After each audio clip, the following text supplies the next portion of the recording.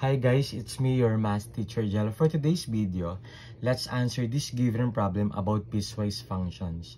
Okay, so when we talk about piecewise functions, which means hinahati natin yung given functions in many parts. Okay, so now let's answer the given problem.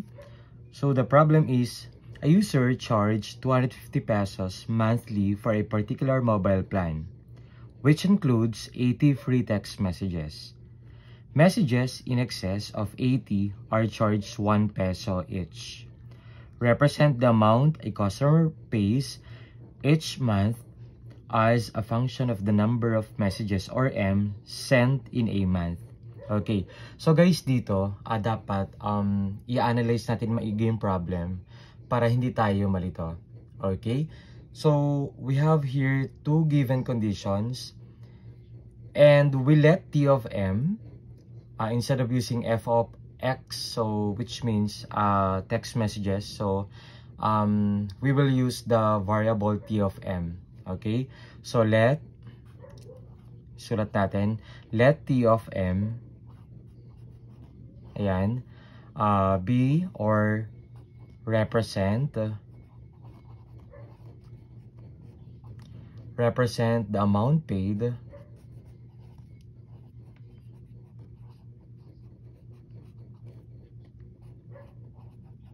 amount paid by the customer. Okay, by the customer each month. Okay, kasi sinabi dito, so each month. Okay, so instead of using f of x or function of x, so let's use the variable t of m. Okay, which means the text messages sent in a month. Okay, and then since t of m, so mag-create tayo ng equation dito. Actually guys, there will be no definite or specific formula here, so dapat i-analyze natin mabuti and think critically para hindi tayo malilito. Okay, so t of m is equal to, punta tayo sa first given condition natin. A user charged 250 pesos monthly for a particular mobile plan. Okay, which includes 80 free text messages. So, ang ibig sabihin guys, mag-charge tayo ng 250 pesos sa loob ng isang buwan kapag na-consume lang natin ang 80 text messages. Okay, so meaning, sabi natin kanina, ito inahati-hati natin. Okay, kaya nga piecewise functions, piece. Okay, so pira-piraso kumbaga. So 250 pesos, yan, sa loob ng isang buwan, pero meron tayong allocation na 80 free text messages. Okay, so if m is greater than 0 but less than or equal to 80. Sir, bakit po nagkaroon ng less than or equal to 80? So, ibig sabihin, dito sa given condition, mag-charge tayo ng 250 pesos kapag, and by the way, sabi kasi dito, which includes 80 free text messages. So, sa loob ng isang buwan, magbabayad tayo ng 250 pesos, pero ang allocation lang natin ay hanggang 80 free text messages lang. Okay, kaya less than or equal to 80. So, pwede tayong hanggang 80 lang. Or pwede tayong bumaba sa 80. Pero, kasi dito, ang allocation natin ay 80. Pero, pwede rin tayo mag-exceed. Okay? So, ibig sabihin, kapag nag-exceed tayo, magbabayad tayo. Okay, ito yon.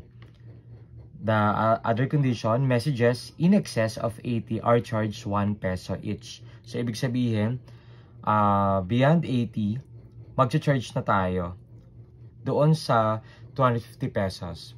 Okay? So, meaning, the second formula natin or equation will be 250, okay, plus m. Okay. Pag sinabi natin excess, which means, very good, addition. So, sumobra, kaya plus m. Gets? Okay, so dito guys,